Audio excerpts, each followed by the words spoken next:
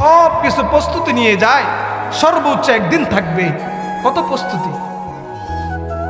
আর আল্লাহর পয়গম্বর বলেন সর্বশেষ যে ব্যক্তিটা মারা যাবে কবরের মধ্যে 40,000 বছর থাকতে হবে। কয় হাজার বছর? সর্বশেষ।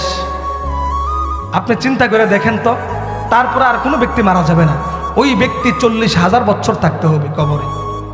এবার আমরা যারা এখন মরবো কত হাজার বছর থাকতে হবে?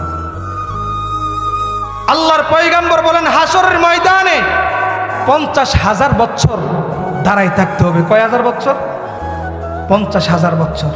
ফুল সিরাতের পুল 30,000 বছর, উঠতে 10 বছর, সমান 10 বছর, নামতে 10 বছর, মোট 1,20,000 বছর আপনার সফর। তারপরে বিচার করা হবে আপনি কি জান্নাতি না জাহান্নামী। আপনি বাঁচবেন কত বছর?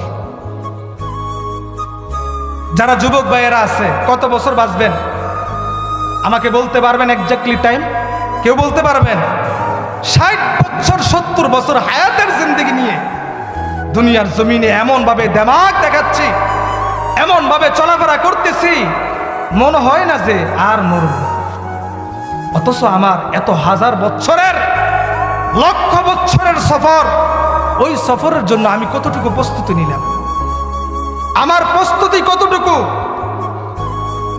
আমার প্রস্তুতি কতটুকু? একটু মুহতারাম হাজরিন, একটু দিমাগ দিয়ে চিন্তা করি। আমি আপনাদেরকে